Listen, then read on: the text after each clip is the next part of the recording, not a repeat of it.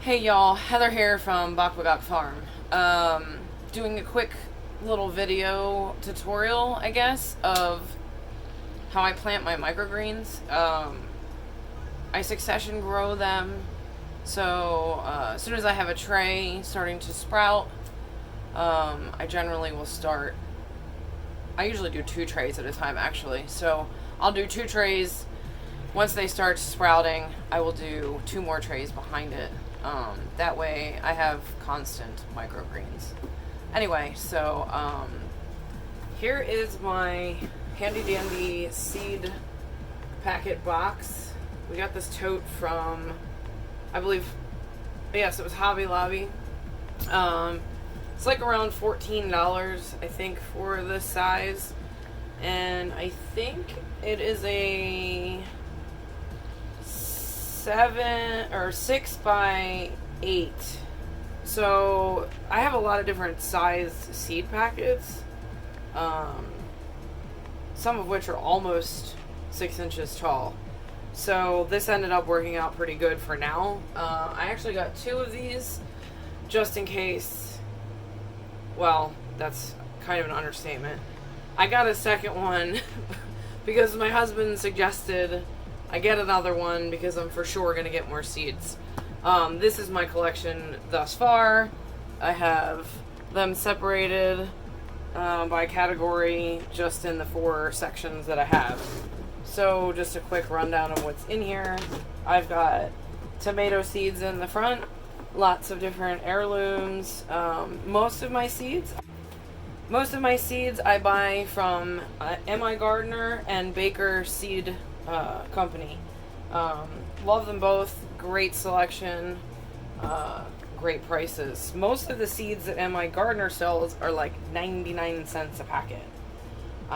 And like, just for an example, this seed packet here, which is Freckles romaine lettuce, the approximate seed count in here is 500 seeds. And again, it was like 99 cents.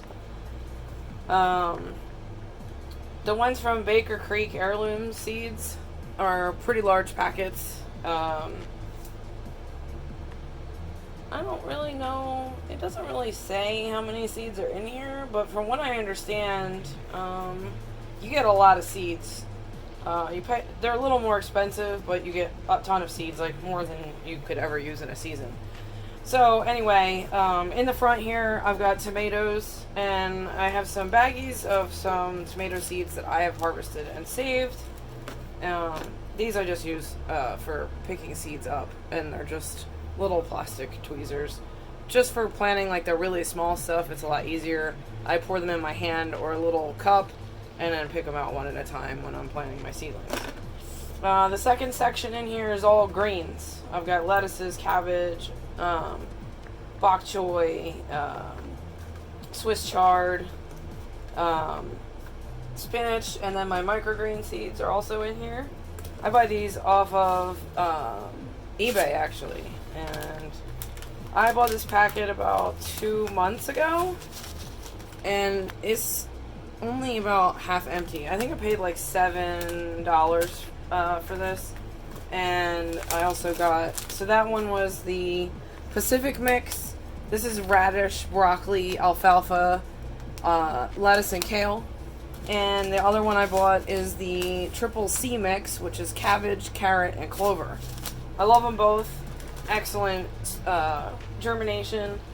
I haven't had any problems other than the heat in the greenhouse is a little hot, so my microgreens are wilting if I don't get them watered early enough, or if I don't get them out of there to harvest early enough. The next section in here is mostly just vegetables, so I've got mixed all kinds of stuff in here. Peppers, beets, carrots, I've got celery, corn, cucumbers, garden beans, more peppers. Actually, this lettuce belongs over here.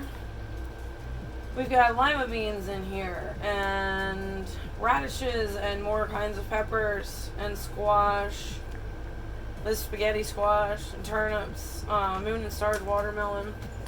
A lot of this stuff's gonna be planted either in the fall of this year or spring of next year. So, in my very last section is flowers and herbs. So, in my herb collection, I've got cinnamon basil, lemon basil, regular basil, like the sweet basil. I've got dill and cilantro. And then the flowers I've got in here are bachelor's buttons, cardinal climbers, celosia. I don't know if that's how you say that, but these things. I've got Chinese lanterns, black hollyhocks, multiple kinds of marigolds in here. I have like just some mixed flowers for hummingbirds and bees. I've got a couple different kinds of nasturtiums, passion flower, which I haven't had any luck growing yet. I have tried starting seedlings multiple times and haven't even gotten any germination off of them. I've also got salvia in here, snapdragons, sunflowers, and a bunch of other wildflower seed mixes.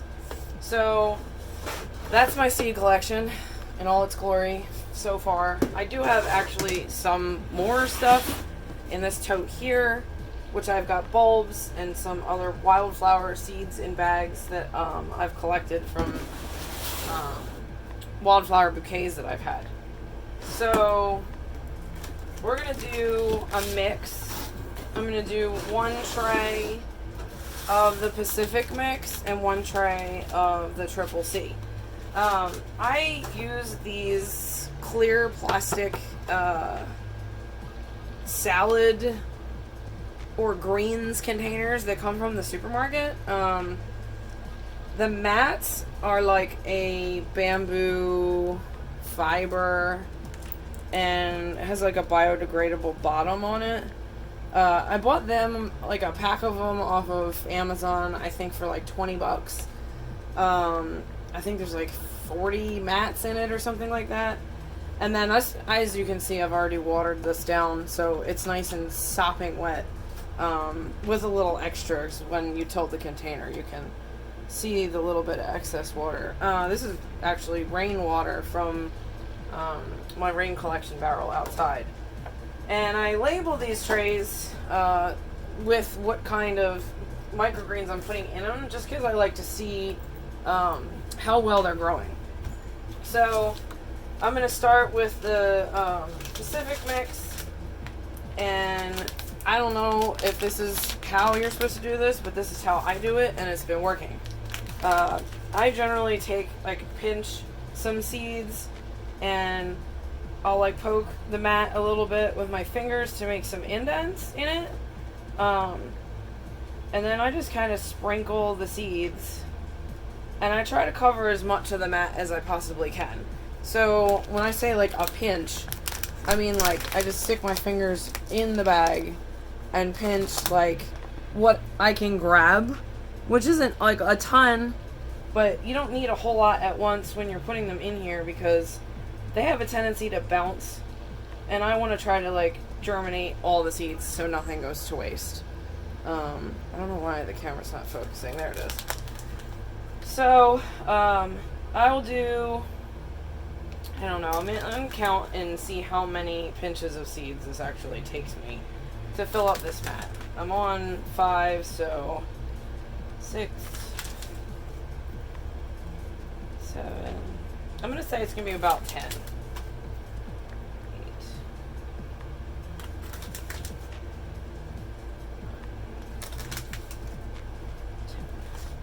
Okay, and then once I have a pretty good amount in here, you can kind of see I've got the mat pretty covered, like it's about 3/4.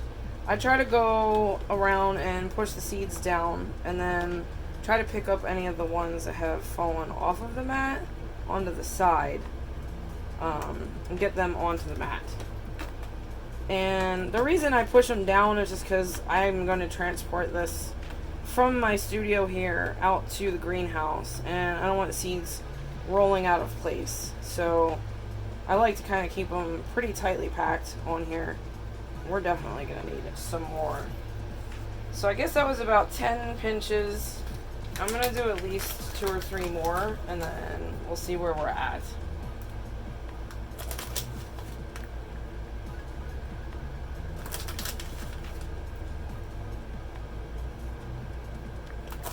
Alright, so that was like 4 more pinches.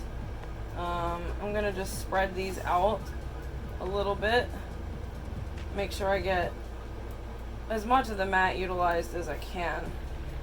I mean, it's not really like a matter of specific spacing with these, because I've realized I've grown them in the dirt, and that was just messy, because when you water them, dirt gets all over them, and then you have to rinse them, and microgreens are very delicate, so it's not real fun to rinse them, because they can't really withstand a whole lot of stuff other than you cutting them and harvesting them and putting them on whatever you're eating. So if you can see, that mat is pretty well covered. It's not 100%, but I don't really care, because, you know, I'm going to get plenty of microgreens out of this amount. So, and just for the sake of mentioning it, the trays I reuse until like they're falling apart or whatever, and then I'll get rid of them.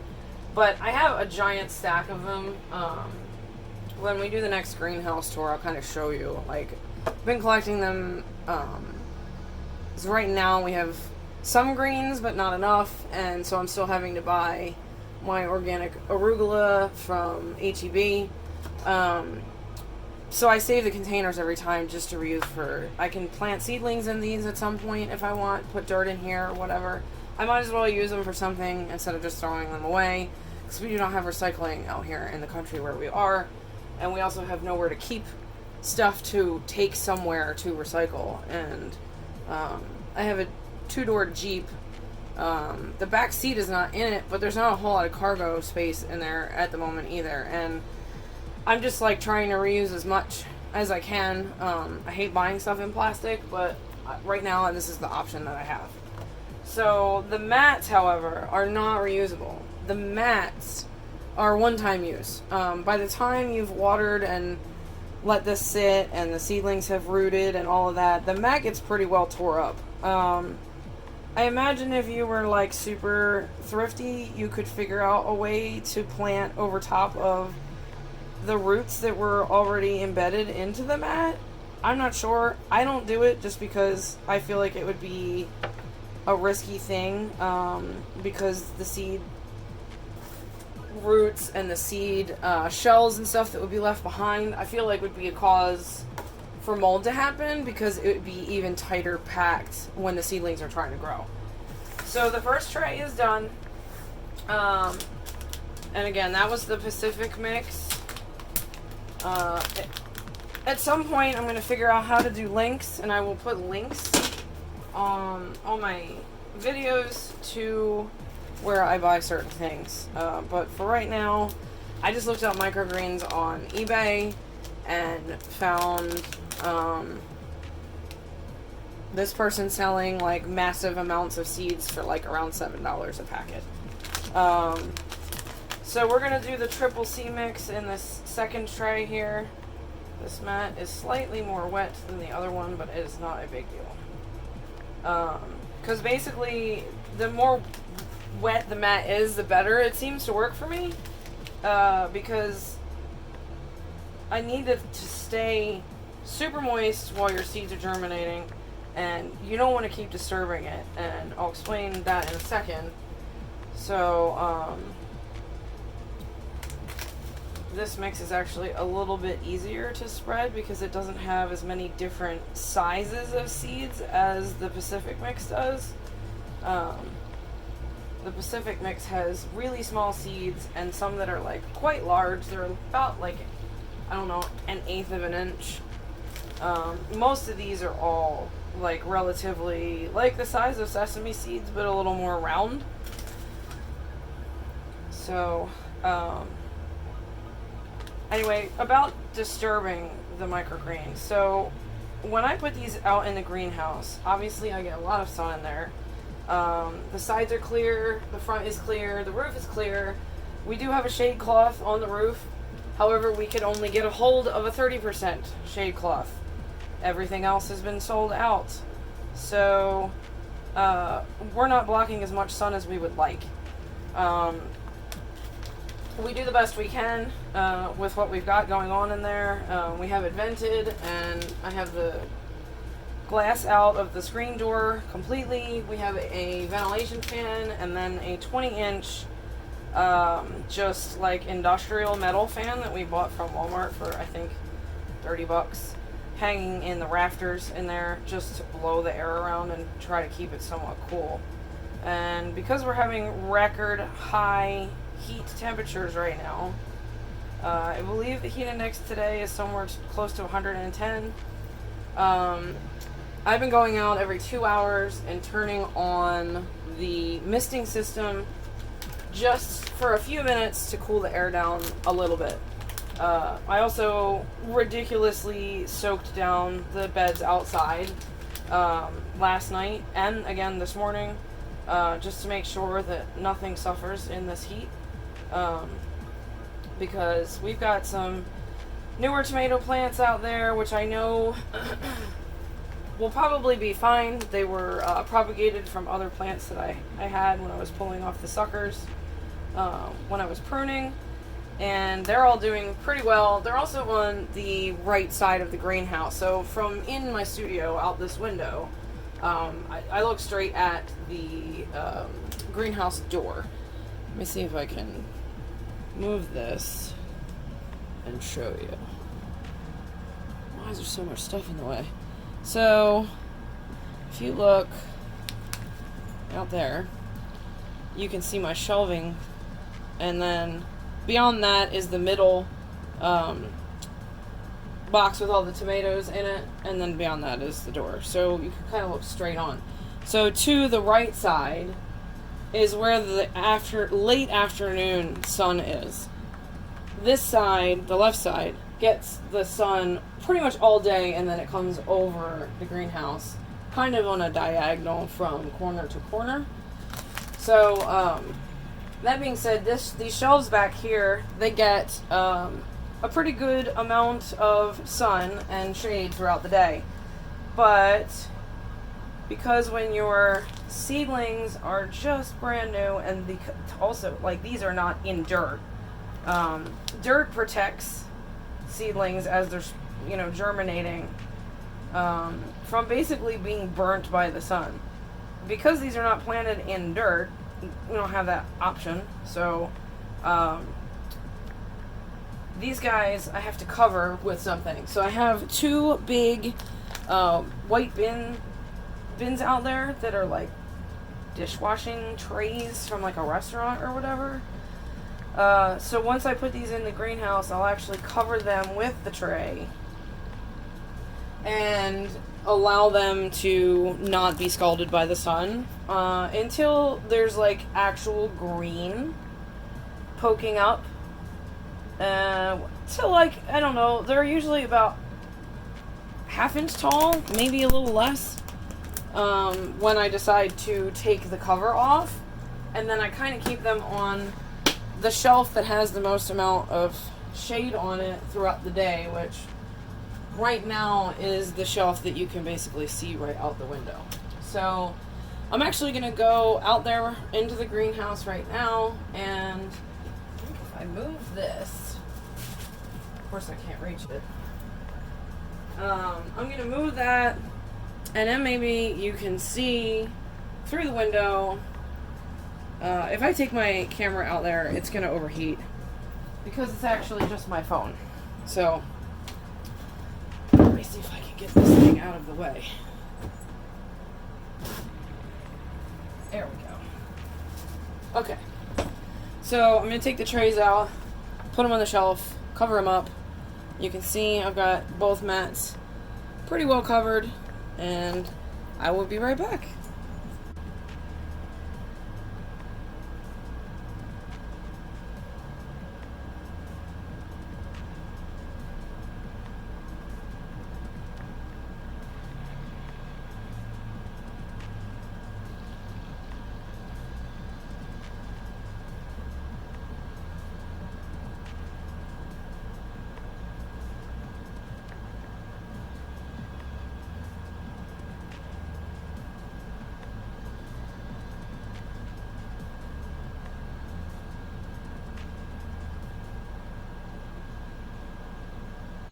Okay, so I hope you could see through the window what I was doing, but where that white bin is now covering the 2 trays of microgreens to protect them from getting sun burnt, scalded, whatever you want to call it, for the next day or so. It'll take about 2 to 3 days maximum for them to sprout. It's so humid and it's very warm in there, so they should germinate very quickly. I haven't actually specifically paid attention to the time, which is why I've been trying to do more videos. It's a lot more helpful for me than I thought it would be, as far as remembering when I did stuff. I'm terrible at writing things down. I'm terrible at remembering even half the plants that I have planted out there.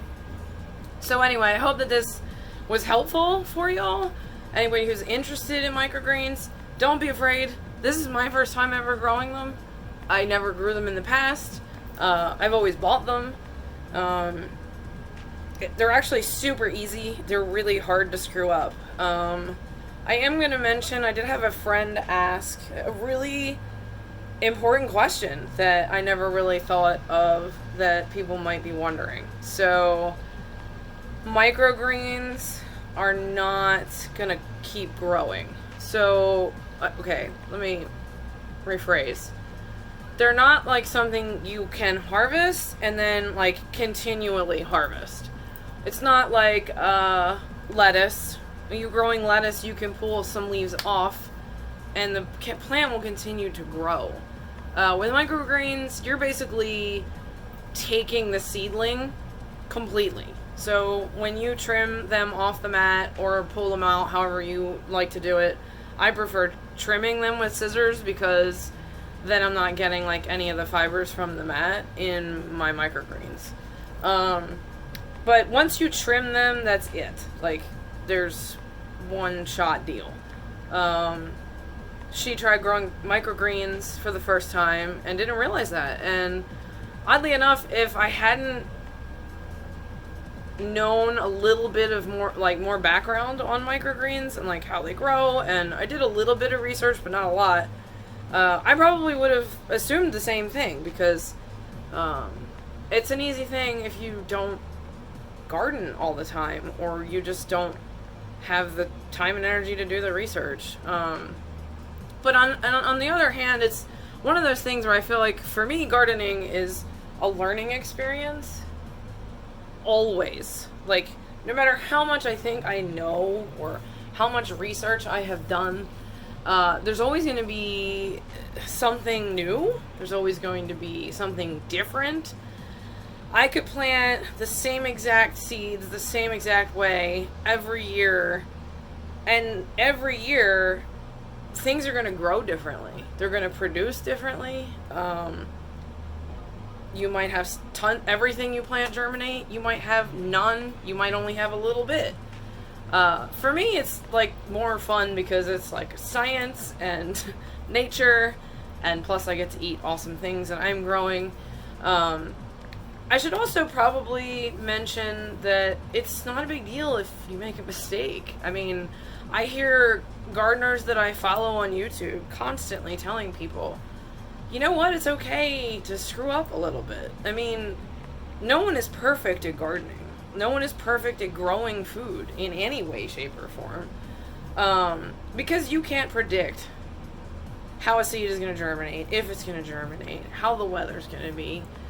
I mean, they can't even tell the weather every few hours accurately here in South Central Texas. So, that being said, don't be afraid to just try. I mean, all of this, building the greenhouse, building the garden outdoor space, planting the stuff that I've planted, totally in the wrong season, a lot of it.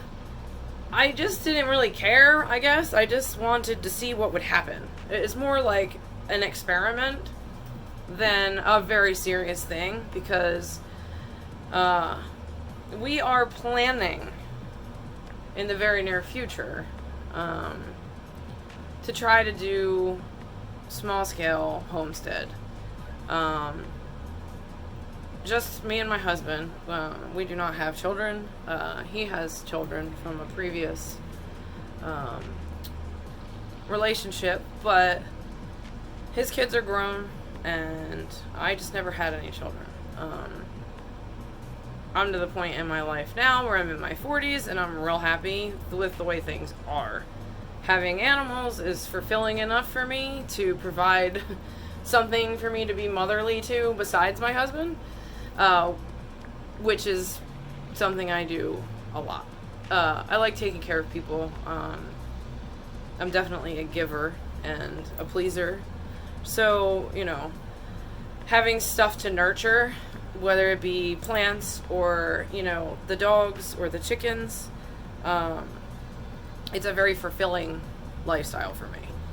So, yeah, we are planning on doing the small scale homestead.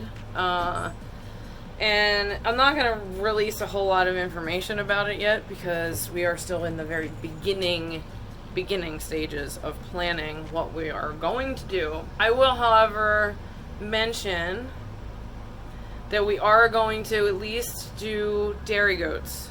That's been something I've been really interested in for years. I would like to be able to have goat's milk to make creamer, to make yogurt, to make cheese, to make pretty much just take up. I don't eat a ton of dairy. I mean, I eat cheese, don't get me wrong, I love cheese, especially really goaty goat cheese. But I don't really drink milk anymore. I do drink like almond milk if I do have cereal or I use it to cook, but I don't really drink it. So, and I use like, if I do, I've been drinking like the cold coffee drinks that I've been making occasionally here because it's been so damn hot and I feel like I need a kick in the afternoon because the heat just takes it out of me. I use like a coconut milk based creamer for that when I make those and mix it with my almond milk. But I like goat milk, oddly enough. So it's something I've been really interested in doing. We haven't really gone into super amounts of depth on what else we're going to have on the farm. We're gonna have chickens. Always gonna have chickens. We are looking for a goose actually right now. We want to add a goose because we now have 7 juvenile hens, some of which are fairly small for their age. Not all chickens grow at the same rate. So we have the issue of wanting them to start to learn to come out of the run and be able to free range a little bit, but with still having the run door open as a safety net. So if they do need to run in there, they can. I've learned from Justin Rhodes on YouTube, who I'm an avid fan of. Love their channel. Him and the Beautiful One have great videos to learn about homesteading. They're doing like a way larger scale than I probably will ever get to in my life. But he has a guard goose in with their hens. And it is an awesome idea because a goose will keep hawks away. And my biggest problem, we have dogs in the yard, our yard dogs that are huge, Pyrenees, Anatolian, Shepherd mixes, but they are not gonna like be able to realize there's a hawk gonna come down and scoop up one of the smaller hens.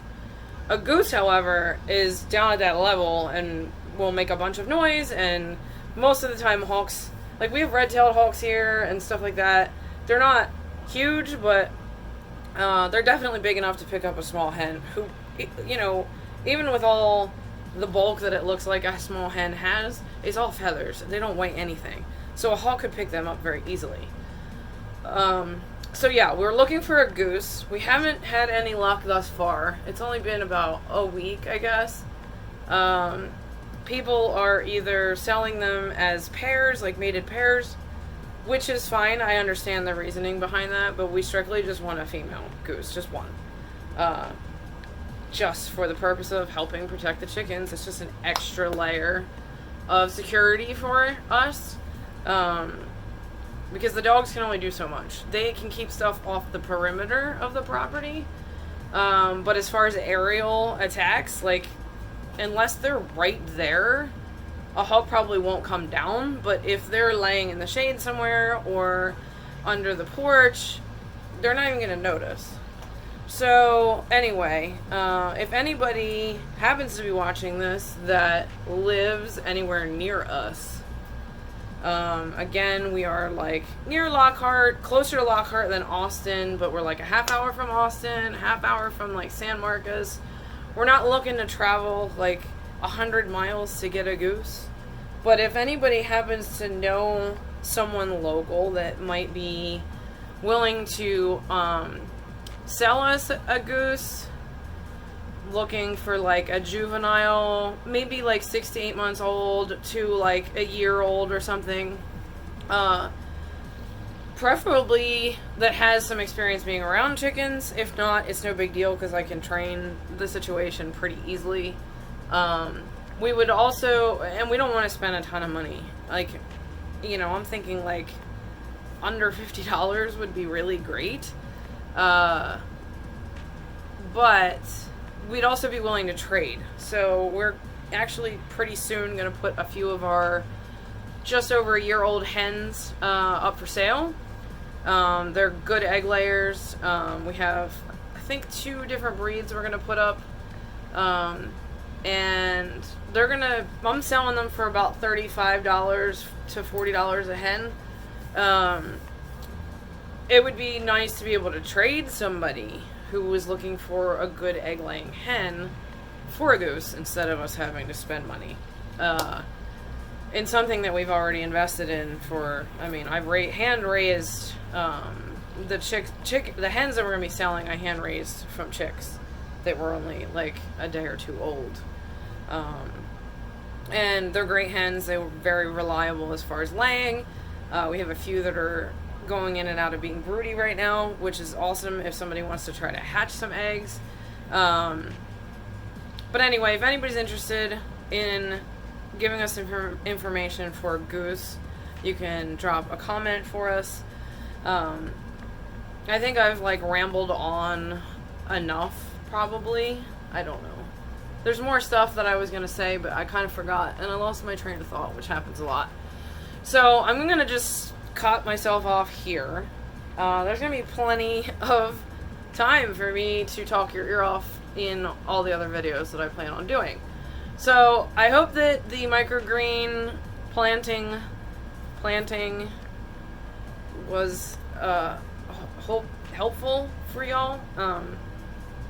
I will do a little, at least take pictures like each day so I can kind of show you guys at the end of the week like the growth process.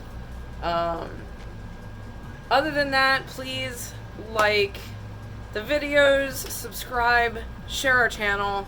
We're really trying to grow this into something where we can really become a part of the community, whether it be learning from other people or helping other people learn.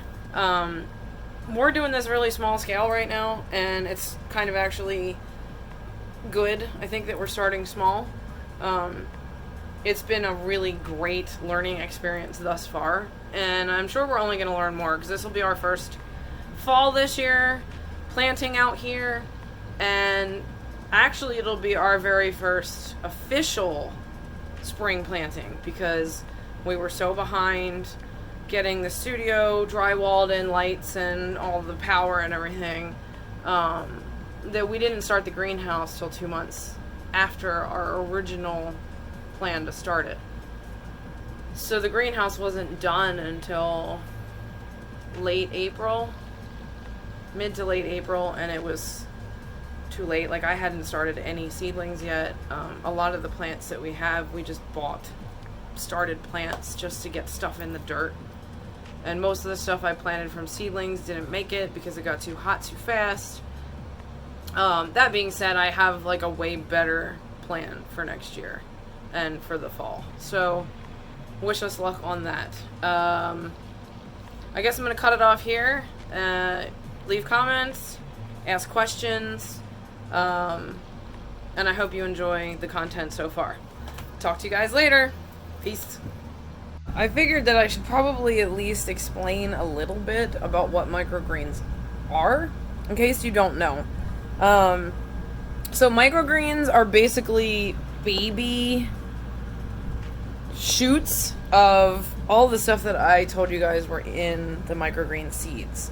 So like the radish seeds that are in there, when you grow the microgreen, you're gonna harvest it when it's about 2 inches tall or so, and that basically is just the sprout coming from that seed that, if you let it go, will actually grow into a radish.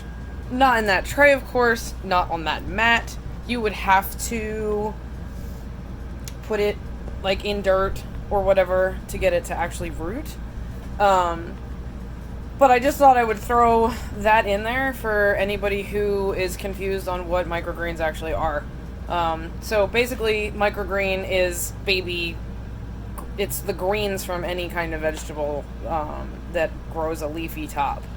But yeah, that's it for that.